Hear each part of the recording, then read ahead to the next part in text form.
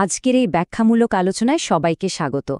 ২৫০০ বছরেরও বেশি সময় ধরে মানুষের রাষ্ট্র নিয়ে ভাবনা কিভাবে নিছক দর্শন থেকে একটা সুগঠিত আধুনিক প্রাতিষ্ঠানিক শাস্ত্রে রূপ নিল, সেটাই আজ আমরা ধাপে ধাপে এক্সপ্লোর করব।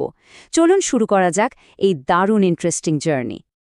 আমাদের আজকের আলোচনা সূচিটা একবার এক নজরে দেখে নেওয়া যাক।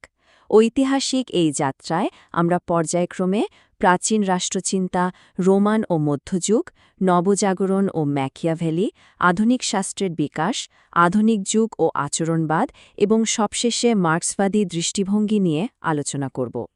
খ্রিস্টপূর্ব ৫০০ অব্দ থেকে শুরু করে একেবারে বিংশ শতাব্দী পর্যন্ত যুগের পর যুগ ধরে রাজনৈতিক তত্ত্বে ঠিক কী ধরনের নাটকীয় পরিবর্তন এসেছে সেটা ট্র্যাক করাই হবে আমাদের আজকের মূল ফোকাস।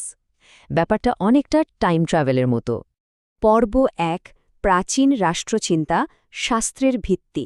চলুন একেবারে প্রাচীন বিশ্বে ফিরে যাই, যেখানে রাষ্ট্র আর শাসন ব্যবস্থা নিয়ে প্রথম বড় বড় বিতর্কগুলোর জন্ম হয়েছিল। একদিকে প্রাচীন গ্রিসে প্লেটো আর অ্যারিস্টটল লিখছেন রিপাবলিক বা পলিটিক্সের মতো বিখ্যাত সব বই, আর ঠিক একই সময়ে প্রাচীন ভারতেও কিন্তু রাষ্ট্রোৎপত্তি, সপ্তাঙ্গতত্ত্ব আর রাজধর্ম নিয়ে তুমুল আলোচনা চলছে, যার প্রমাণ পাই আমরা ঋগ্বেদ, মহাভারতের শান্তিপর্ব কিংবা কৌটিল্যের অর্থশাস্ত্রে। ভাবলে অবাক হতে হয়, গ্রিস আর ভারত দুই জায়গায় প্রায় একই সময়ে রাজনীতি নিয়ে এমন গভীর চিন্তাভাবনা শুরু হয়েছিল। এই প্রাচীন চিন্তাবিদদের মধ্যে অ্যারিস্টটলের কথা আলাদা করে বলতেই হয়। তাকে কিন্তু বলা হয় প্রথম রাজনীতিবিজ্ঞানী। কারণটা খুব সোজা, তিনিই প্রথম ব্যক্তি যিনি রাজনীতিকে স্রেফ দর্শন বা নীতিশাস্ত্রের অংশ হিসেবে না দেখে একটা সম্পূর্ণ আলাদা বিজ্ঞানসম্মত বিষয় হিসাবে বিশ্লেষণ করেছিলেন। আমাদের দ্বিতীয় পর্ব, রোমান ও মধ্যযুগ, আইন, ধর্ম এবং যুক্তি। গ্রিক যুগ পেরিয়ে রোমান আর মধ্যযুগে এসে রাষ্ট্রবিজ্ঞান তার ফোকাস বেশ কিছুটা শিফট করে আইন আর ধর্মতত্ত্বের দিকে। রোমানদের কথা উঠলেই সবার আগে আসে আইনের শাসন। সিসেরো বা পলিভিয়াসের মতো রোমান চিন্তাবিদরা কিন্তু স্পষ্ট করে দেখিয়েছিলেন যে রাষ্ট্রের শাসন ব্যবস্থাকে নিরেট যুক্তি আর ন্যায় বিচারের ওপর দাঁড়াতেই হবে। আজকের দিনের আধুনিক আইনি ব্যবস্থার শেকড় কিন্তু লুকিয়ে আছে সেই রোমান আইনি কাঠামোর ভেতরেই। এরপর আসি মধ্যযুগের কথায়। এই সময়টা ভীষণ ইন্টারেস্টিং। একদিকে চার্চ আর ধর্মের একছত্র আধিপত্য, অন্যদিকে সেন্ট টমাস অ্যাকুইনাস বা পাডুয়ার মার্সিলিওর মতো স্কলাররা রাষ্ট্রকে বাস্তববাদ আর ধর্মনিরপেক্ষতার দিকে নিয়ে যাওয়ার চেষ্টা করছেন। এই যে একটা দ্বিমুখী টানাপোড়েন, এটাই কিন্তু আসলে ভবিষ্যতের বিশাল সব পরিবর্তনের বীজ বুনে দিয়েছিল। পর্ব ৩, নবজাগরণ ও ম্যাকিয়াভেলি, ধর্মনিরপেক্ষ বাস্তবাদের জন্ম। এবার আমরা সোজা চলে আসব ষোড়শ শতাব্দীতে, যেখানে রেনেসা বা নবজাগরণ মধ্যযুগের সমস্ত রাজনৈতিক রীতিনীতিকে রীতিমতো ভেঙে গুড়িয়ে দিল। এই রেনেসা যুগের সবচেয়ে বড় চমকটা দিলেন নিকোলো ম্যাকিয়াভেলি। তিনি নিয়ে এলেন পলিটিক্যাল ম্যান বা রাজনৈতিক মানুষ কনসেপ্ট। সোজা কথায় তিনি প্রথমবারের মতো রাজনৈতিক কর্মকাণ্ডকে ধর্ম আর নৈতিকতার বেড়াজাল থেকে পুরোপুরি আলাদা করে ফেললেন। রাজনীতি যে স্রেফ কোনো আদর্শ নয়, বরং ক্ষমতা অর্জনের একটা প্র্যাকটিক্যাল কৌশল, সেটা তিনি চোখে আঙুল দিয়ে দেখিয়ে দিলেন। আর ঠিক এই আপসী নির্মোহ রিয়েলিজম বা বাস্তববাদ আমদানি করার জন্যই ম্যাকিয়াভেলিকে বলা হয় আধুনিক রাষ্ট্রচিন্তার জনক। তার হাত ধরেই কিন্তু রাজনীতি প্রথমবারের মতো একটা আধুনিক ধর্মনিরপেক্ষ রূপ পেয়েছিল।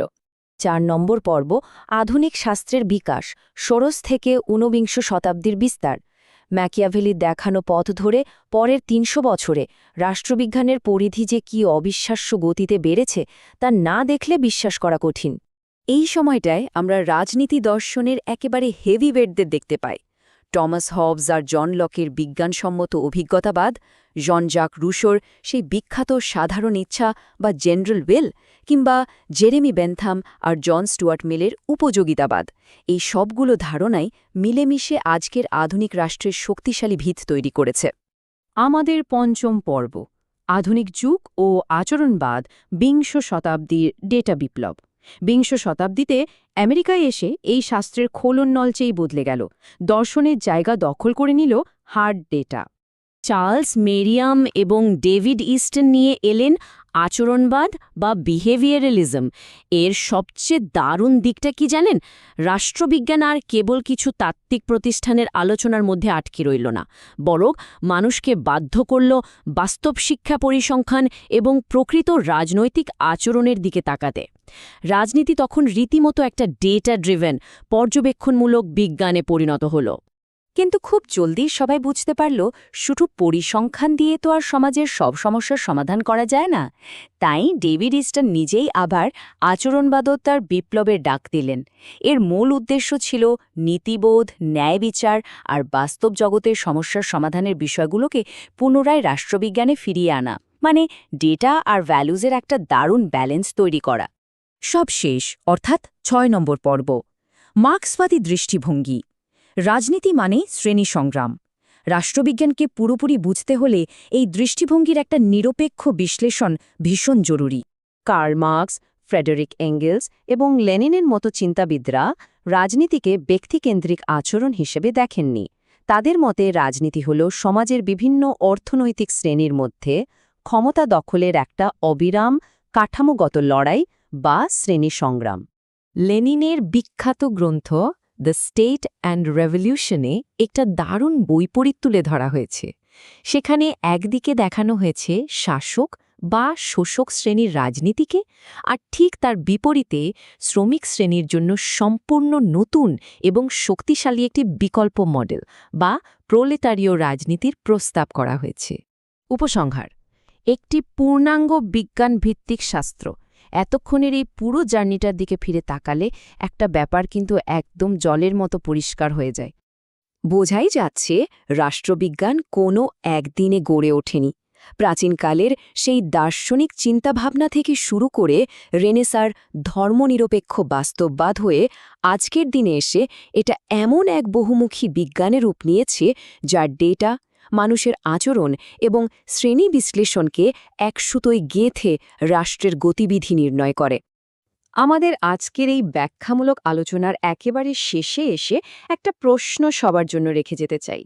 একটু ভেবে দেখুন তো, এই হাজার হাজার বছরের প্রাচীন নীতি, আধুনিক যুগের ডেটা আর শ্রেণী সংগ্রামের ডাইনামিক্স কিভাবে আমাদের বর্তমান রাজনৈতিক ব্যবস্থাকে শেপ করছে। রাজনীতি কিন্তু শুধু বইয়ের পাতায় আটকে থাকা কোনো বিষয় নয়, এটা আমাদের দৈনন্দিন জীবনের প্রতিটি সিদ্ধান্তের সাথেই জড়িয়ে আছে। আজ এ পর্যন্তই। সবাইকে অসংখ্য ধন্যবাদ।